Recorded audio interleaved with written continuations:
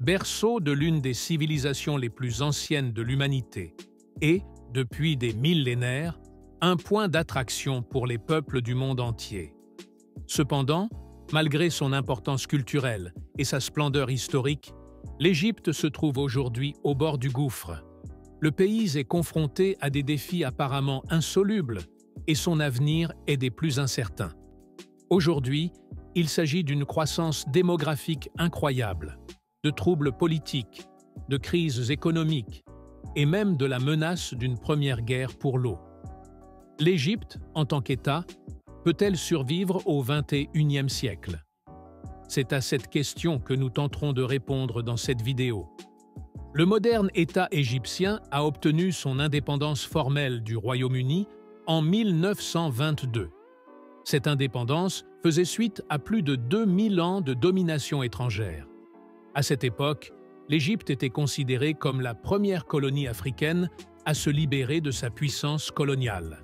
Cela a fait du pays un modèle pour d'autres nations d'Afrique et du Moyen-Orient, et il s'est frayé un chemin pour devenir l'une des puissances dirigeantes de la région. Mais les débuts furent assez chaotiques. Malgré son indépendance formelle, le pays est resté de facto un État vassal des Britanniques. La position stratégique de l'Égypte avec le canal de Suez, qui reliait l'Empire britannique à ses colonies lointaines, était trop importante. Ainsi, le Royaume-Uni s'était réservé de nombreux droits spéciaux, comme le stationnement de troupes et une cogestion de la politique étrangère égyptienne.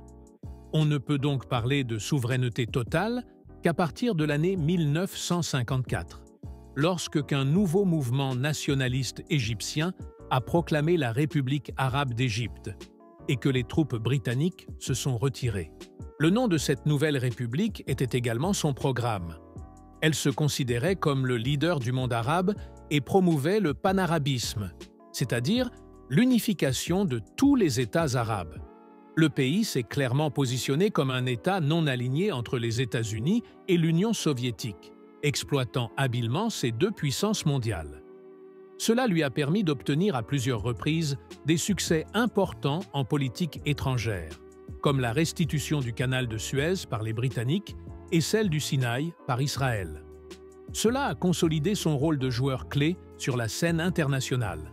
En 1970, Anwar el-Sadat, relativement libéral, est arrivé au pouvoir. Il a ouvert le pays économiquement à l'Occident, ce qui a été bénéfique à l'économie égyptienne. Il a également cherché un rapprochement avec Israël et, en négociant un traité de paix avec cet ancien ennemi juré, a reçu le prix Nobel de la paix en 1978. Cependant, ce rapprochement n'a pas été accueilli positivement par tous. Des mouvements islamistes fondamentalistes se sont multipliés dans le pays, provoquant régulièrement des actes de terreur et des troubles.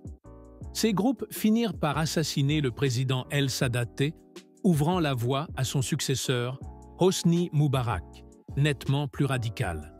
Moubarak était perçu comme un autocrate qui gouvernait avec le soutien de l'armée, restreignant de nombreuses libertés acquises auparavant. Cela comprenait la répression de l'opposition, la limitation de la liberté de la presse et la manipulation des élections. Malgré tout, il a réussi à rester au pouvoir jusqu'en 2011, lorsque la frustration populaire a éclaté pendant le printemps arabe, entraînant sa destitution. C'est ainsi que nous arrivons à l'époque actuelle, où l'Égypte est confrontée aux défis d'aujourd'hui. Après le printemps arabe, les troubles politiques se sont intensifiés. Pendant un temps, Mohamed Morsi, membre des Frères musulmans, une organisation classée comme terroriste par de nombreux pays, a pris le pouvoir. Cependant, il a rapidement été renversé, et un coup d'État militaire a porté Abdel Fattah al-Sisi au pouvoir, où il est encore aujourd'hui. Il dirige le pays comme une dictature militaire, son style de gouvernance étant décrit comme autoritaire et répressif. Politiquement, le pays reste divisé entre musulmans radicaux, partisans de la démocratie, et l'armée, qui s'immisce de plus en plus dans tous les aspects de la vie quotidienne. Cela provoque régulièrement des troubles dans le pays. Un autre facteur aggravant est la situation économique précaire depuis l'arrivée au pouvoir du gouvernement actuel. Les attentats terroristes ont paralysé le secteur touristique crucial et l'instabilité politique rend les investisseurs réticents. À cela s'ajoute la mauvaise gestion gouvernementale dans de nombreux domaines et la corruption. En février, l'inflation dépassait 31% et le pays manque de devises étrangères, ce qui pousse certains à prédire une faillite imminente de l'État. Dans ce contexte instable, le gouvernement lance néanmoins des projets pharaoniques, comme la construction d'une nouvelle capitale dans le désert, ce qui alimente encore davantage le mécontentement de la population. Un tiers de cette dernière vit en dessous du seuil de pauvreté et manque du nécessaire. Une pauvreté exacerbée par l'explosion démographique de l'Égypte. Entre 1960 et 2020, la population est passée de 26 millions à plus de 110 millions d'habitants. Et cette croissance ne montre aucun signe de ralentissement. La capitale, le Caire, est déjà considérée comme la plus grande ville d'Afrique, avec 20 millions d'habitants dans sa région métropolitaine. D'ici 2050, la population de la seule capitale pourrait dépasser 40 millions d'habitants. Cependant, en examinant la géographie de l'Égypte, on constate que l'espace habitable y est extrêmement limité. Environ 5% seulement de la superficie du pays est habitable, le reste étant constitué de désert. Par conséquent, de plus en plus de personnes s'entassent dans les métropoles le long du Nil, ce qui crée un cocktail social explosif. Et cela sans même mentionner l'un des plus grands défis du pays, le changement climatique. Celui-ci entraîne déjà des périodes de sécheresse dramatiques, et des experts avertissent que le Nil pourrait perdre 75% de son débit d'ici la fin du siècle. Comme nous le savons, ce fleuve constitue depuis des millénaires la base de la vie en Égypte, et tout changement dans son écoulement pourrait avoir des conséquences désastreuses. À cela s'ajoute un autre problème pour l'approvisionnement en eau, l'Éthiopie. Depuis longtemps, un conflit autour de cette ressource vitale a émergé, et l'Éthiopie est en position de force. C'est dans ce pays que prend naissance une grande partie du Nil, et l'Éthiopie exploite cet avantage. Le pays construit l'un des plus grands barrages du monde, abritant la plus grande centrale hydroélectrique d'Afrique. Cela lui permettra de devenir un producteur majeur d'électricité et de sortir sa propre population de la pauvreté. Pour l'Égypte, c'est un coup dur, car son approvisionnement en eau dépendra de la volonté de l'Éthiopie, qui a déjà annoncé vouloir gérer le débit d'eau selon ses propres besoins.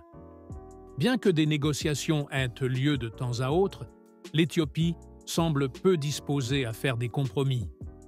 L'Égypte menace régulièrement d'intervenir militairement pour garantir, en dernier recours, la survie de son État.